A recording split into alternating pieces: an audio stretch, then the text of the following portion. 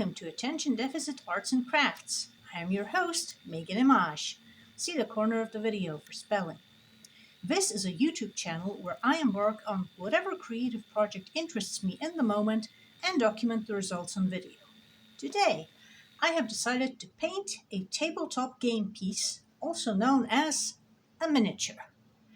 I know some of my viewers may be familiar with miniature painting because I shared the link to this channel with my local tabletop game group. So be aware, I will be explaining some basic concepts you may already know. Please bear with me. The next time I feel like painting a miniature, we can jump right into it. Feel free to nitpick my painting form if you like.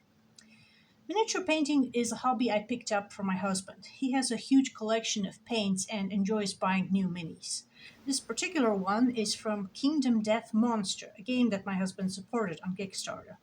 It's a settlement building and tactical combat game with a horror aesthetic, sort of like H.R. Geiger and Frank Frazetta collaborating on a Dark Souls or Elden Ring style world. The game involves sending your villagers out to fight horrible monsters, then making horrible equipment out of the monster's horrible carcass to outfit whoever survives. The box comes with a huge variety of miniature heads, torsos, arms, and legs that you can mix and match as needed to create models of your villagers. I think the intention was to construct new minis as needed, but my husband simply assembled as many different models as he could, trying to keep the armor consistent when possible, and then he had me spray them all with primer. They have been sitting in some display cabinets around our house ever since.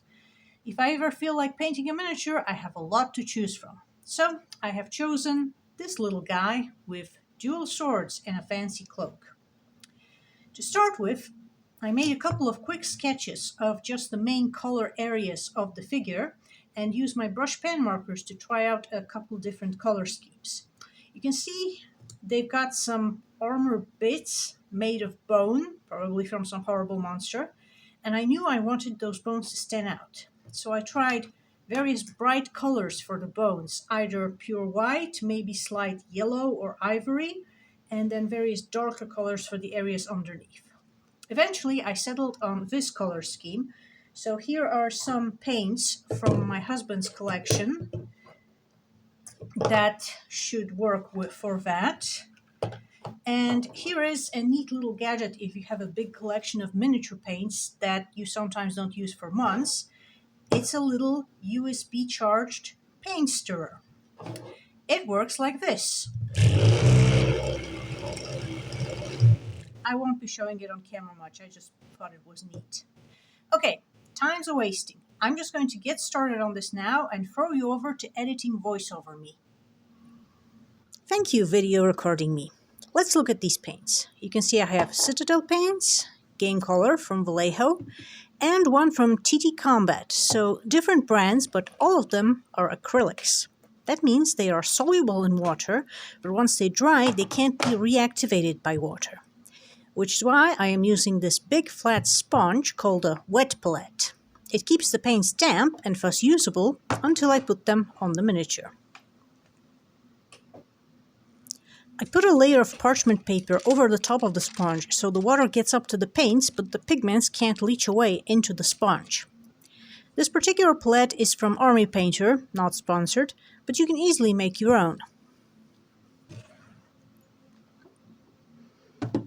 Let's move things over and grab some tiny paintbrushes, also from my husband's collection, and start with this beastly brown. I squeeze out a little bit from the bottle onto the wet palette and mix in some water with my paintbrush.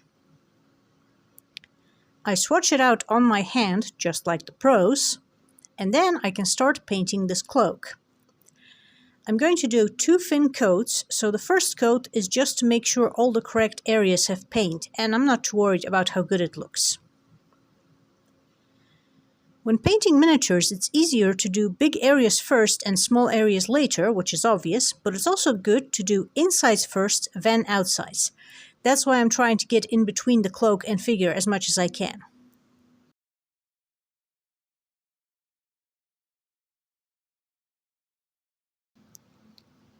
Also, at this point, I accidentally dropped it. Hope that doesn't cause problems later.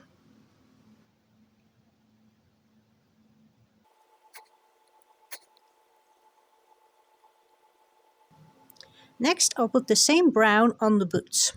I will want the bony bits to be white eventually, but the bone white should cover over the brown without too much trouble, so I'm not worried about being very precise at this point.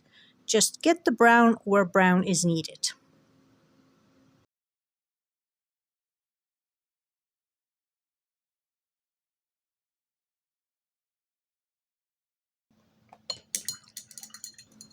Now I rinse my paintbrush, carefully press it against the side of my water glass to squeeze out the excess water, and move on to this dark green.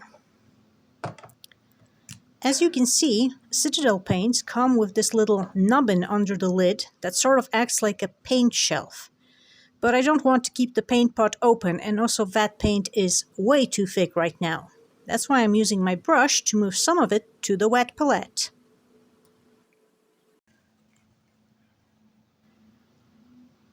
I mix in some water and swatch it out on some tissue paper, just like the pros. And then I can start on filling in these pans.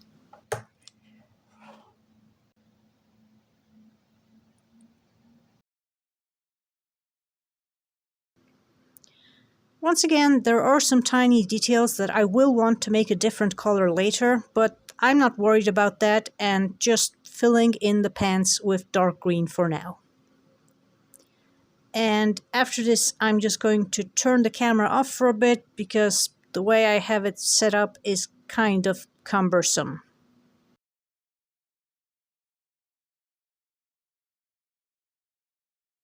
Hi, welcome back. I did some of the painting off camera and don't worry about that yellow paint. It's fine. We have fun here. So, I spent some time putting in the base colors on all the major areas, according to the paint scheme I came up with. And it looks like this. I did 2 thin coats so I have good coverage, and now I'm working on the details. I take a little bit of this bone white paint and then I brace my wrists together so my brush is more stable relative to the miniature. Then I carefully brush over the top of this bone chest plate so the paint gets on the bones, but the green of the tunic is still visible.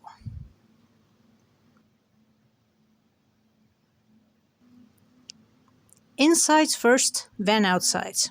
Very easy and looks cool. I tried the same thing with the bones on the boots, but the paint is a bit too runny and it gets in between them. No big deal. I can use a piece of tissue to dry my brush before fetching more paint. A lot of miniature painting is watering your brush and then drying your brush to get the paint exactly how you need it. As for the spilled over white on the boots, there's a future step that should help make it better, so I'm not going to do anything about it right now. After rinsing my brush some more, I'm getting the last of these paints, the skin tone.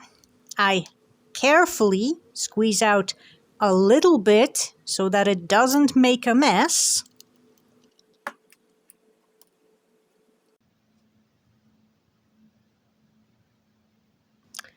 I mix in some water and then I can color in the face of this figure. I'm leaving the tiara thing blank for now.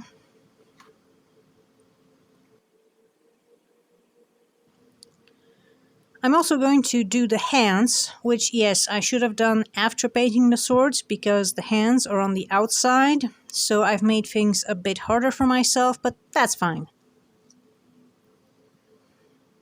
And now I'll take another off-camera break to paint some more.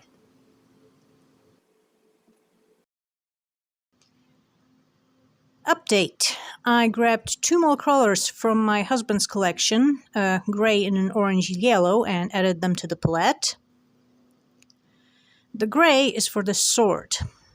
I want the sword to look like metal, but I have to put down a base layer of gray first.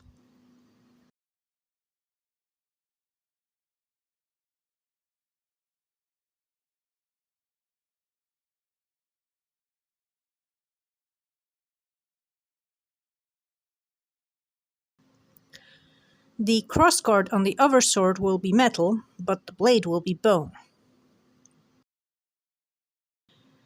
You may have noticed some of the details like the belt buckle and the dangly decorations on the pants are white now.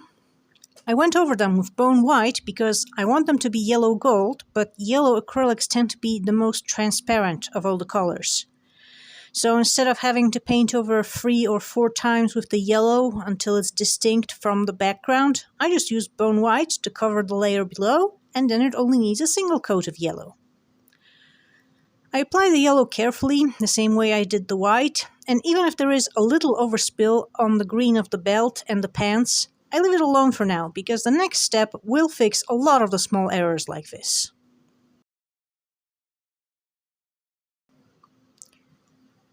Finally, I put the same orange-yellow on the figure's tiara. I don't know how well you can tell on camera, but the figure also has 2 incredibly thin strands or chains coming off the tiara and crossing over their face.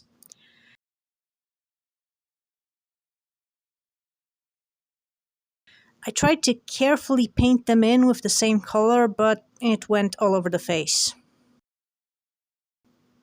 Not to worry. If I clean my brush and then use it to douse the entire area with water, I can sort of unpaint the yellow from the face. The skin tone underneath is unaffected because once acrylic paint dries, water no longer activates it. For bigger areas, you can use water and a piece of tissue paper to remove paint before it dries.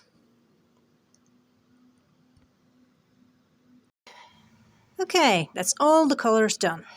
My camera is having some trouble with the contrast, so let me put some paper behind the figure to give you a better idea of the result.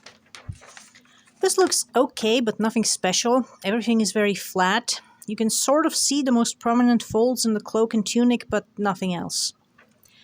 I added this yellow to my palette, but never mind that. Here is where the magic happens. This is called a wash, and it's an acrylic paint that's heavily diluted until it's runny and transparent.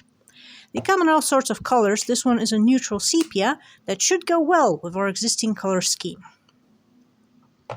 I take a slightly bigger brush, wet it, and just start applying the wash over the top of the existing paint. Since that paint has dried, it's unaffected by the added water. Watch what happens. The wash pools in all the crevices of the model, big or small, and makes them darker. It's like instant occlusion shading.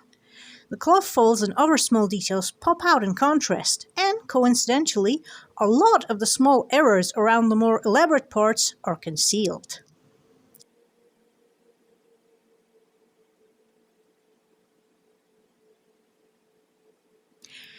I move the wash around with my paintbrush, adding more as needed, until I'm happy with the effect. We do have many different colors of washes in my husband's collection, so I could have used different ones on each color to get a better effect, but I didn't feel like putting in quite so much effort.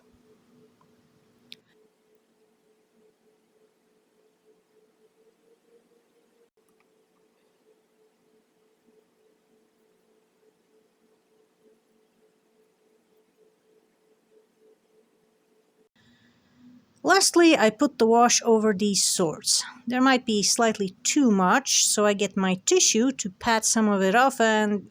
oops. Everything's fine. It's a few days later. I have reattached the sword hand with my husband's help and did a couple small touch-ups using this dry palette. I'm just down to some final touches, making the metallic parts shiny and painting the base. We're going to do some dry brushing with these game color metallics. I'll pop off the remains of the old paints from the silicone dry palette, acrylics don't stick to silicone, and add a little dot of this silver. I'm going to take some on this brush and then wipe it off on this tissue until there's barely any left. Then I'm going to add the metallic sparkle to this sword. Then I can use the gold metallic to do the same with the tunic decorations and tiara. Then I'll paint in the base with a reddish brown and throw you back to video recording me for the outro. Thanks, voiceover me. I have painted one of my husband's miniatures, and I made a video about it, and I had fun with both. Have a happy solstice holiday, and I'll see you all in the new year.